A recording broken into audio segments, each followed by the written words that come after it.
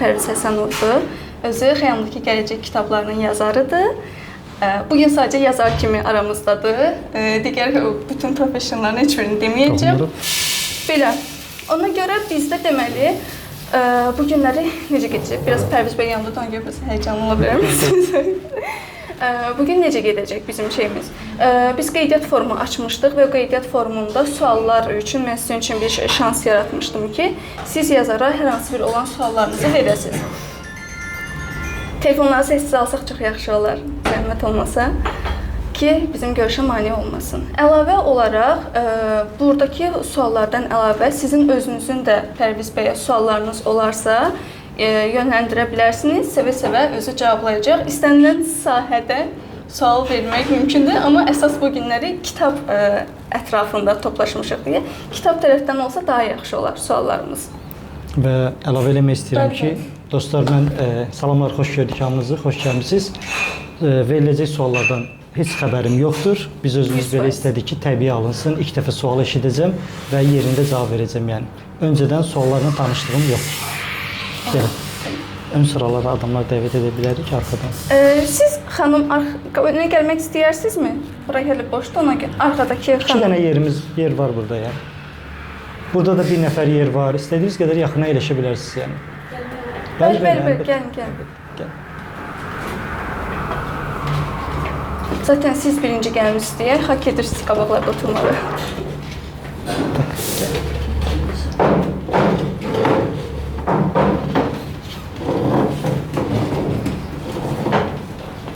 Belə.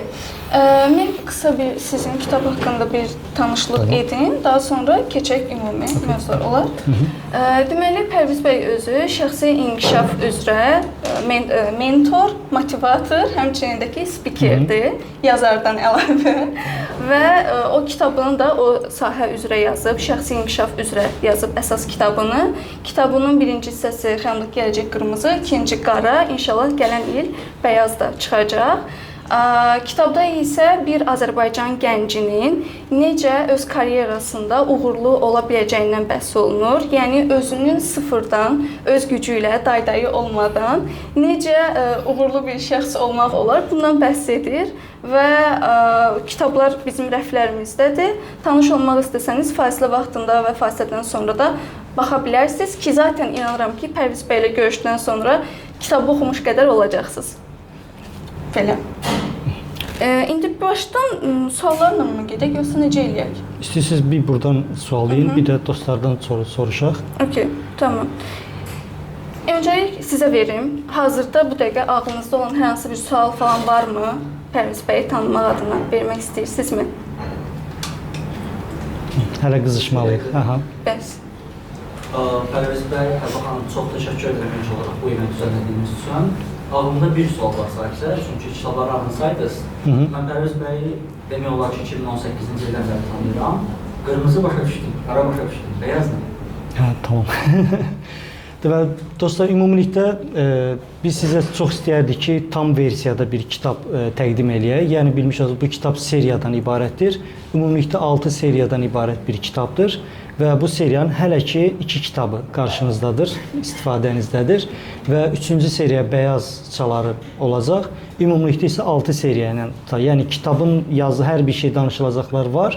Sadəcə kitablar hələ meydanda deyil. Çünki kifayət qədər zaman və komanda işi tələb edir bunun ərsəyə gəlməsi.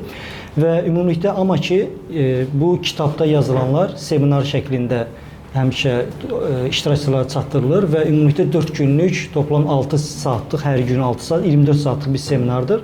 Ona görə seminarda iştirak eləmiş gənclər, zaten siz bilirsiniz kitabın növbəti seriyalarında nə gələcək. İndi o hələ ki 3-cü seriyadır və rəng baxımından həyatımın qırmızı çaları idi. Qara çaları idi və indi həyatımın o hərəki bəyaz çalarına keçid edəcək.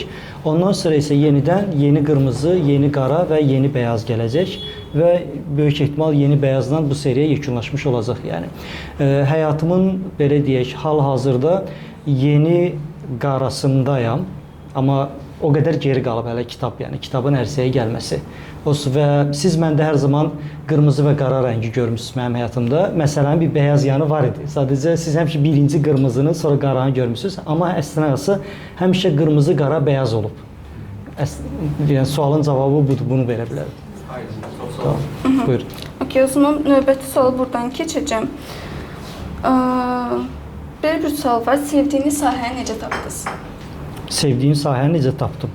Okay. İlk öncə vidimə görə üzr istəyirəm. Heç yazara oxşamıram vidimlə bugün. Çünki sadəcə bugün başqa bir tədbirdə idik. Oradan qaça-qaça gəlmişik bura. O tədbirə görə bu viddəyəm. Həyatınızda yəqin belə cinsdə 2 yazardı görürsüz. Üzürlü sayasınız. Həyatımdakı sevdiyim işi necə tapdım? Sevdiyiniz sahəni necə tapdınız? Təbii ki, mən durub insan uğurlu olandan sonra hekayə danışmaq çox rahatdır. Niyə? Çünki sənə bir mikrofon verilir ki, bu uğura necə çatdın? Önəmli olan çatmaqdır. Çatandan sonra o hekayəni necə düzəcəksən, necə qoşacaqsan, necə danışacaqsan, hər zaman bu səndən asılı olur. Amma mümkün qədər gerçəyi danışmaq üçün dürüst olmaq lazımdır. Yəni mən məktəbli illərimdə, gənc yaşlarımda həyatda bir sevdiyim işi tapacaq deyə bir xəyalım yox idi. Mən həyatda sağ çıxmağa çalışırdım və mənim üçün prototip bu həyatda gözəl yaşayan, işi, gücü olan, uğurlu bir iş adamları mənim üçün prototip idi, nümunə idi və mən onlardan birinə çevrilmək istəyirdim. Əslində bu artıq məndə sevdiyim iş anlayışı deyildi. Mən elə bir şəxsiyyətə çevirmək istəyirdim və həmin şəxslər necə işlərlə məşğuldurlarsa, o işlərlə məşğul olmağa hazır idim. Yetər ki, bir istiqamət olsun. Və o illərdə mənim böyüklərim, müəllimlərim mənə daydayım olmadığı üçün, heç bir arxam falan olmadığı üçün neft sektorunda mühəndis olmağı tövsiyə elədilər ki, onun sayəsində mən həyatını qazana bilərsən, ailə qura bilərsən, evinə çörək gətirə bilərsən. Bu minvalla sevdiyim şey yox, güclü tərəfim olan riyaziyyat, texniki tərəfimə, yəni mühəndisliyə yönəldim. Və ondan sonra isə bu mühəndislik mənim gözlədiyim və gözlədiyimin artıq gəlir gətirdikdən sonra, həyatda arzularımı yerinə yetirdikdən sonra bir növ sevdiyim işə çevrildi. Amma ki, işin özü yox, onun gətirdiyi nəticələr məni işi sevdirirdi. Və bu minvalla artıq 17-ci ilimdir ki, bu karyerada davam eləyirəm. Amma ondan sonra nə oldu? Təbii ki, həyatımın müəyyən dönəmlərində mən bundan ibarət deyiləm dediyim məqamlar oldu. Elə bu minvalla mən şirkət daxilində məndən sonra gələn yeni nəsil mühəndislərə şirkət daxilində tövsiyə verirdim ki, burada necə uğur qazana bilərsən və bundan zövq alırdım. Yəni qarşılıqsız bir şəkildə eləyirsən, həmin anda o gəncin gəldiyi nəticəni görmək, şahid olmaq gözəl bir hissdir və həyatımda elə olur ki, bir mühəndislik təşkilatının rəhbəri mənə dəvət edir ki, o vaxtda da mən ölkəyə cəmsi ildə bir dəfə gələ bilirdim, ölkə xaricində çalışırdım. Məzuniyyətə nə vaxt gələcəksən? Məzuniyyətə gəldiyində bizim gənclərlə görüş. Onların qarşısına keçirəm və başlayıram mühəndislikdən güya ki, əmal buydu. Amma mühəndisliyi bəhanə edib başlayıram gənclərə həyatdan danışmağa və düşünürdüm ki, Bakıda təlimçilik bu leveldə inkişaf eləyib, mən bunlara nə deyə bilərəm ki? Deyə düşünürdüm. Onu görəndə ki, mənim bu həyat təcrübəmi ki, gənclərlə bölüşəndə, bu işıldayan gözləri mənə baxanı görəndə, o tapdığım ilham onda olur. Deyirəm, bax bu, mənim həyatda istədiyim budur. Özümdən sonra gələn insanlara bildiyin, yaşanmış təcrübəni aşılamaq, onlar da bu təcrübəni özlərində mənimsəyib, özləri istədikləri yerlərə çatanda bu mənzərəni izləmək. Yəni, mənim üçün həyatda bundan bu dəqiqə gözəl amal yoxdur. Yəni, və 15 ildir ki, bu amala xidmət edirik, belə deyək.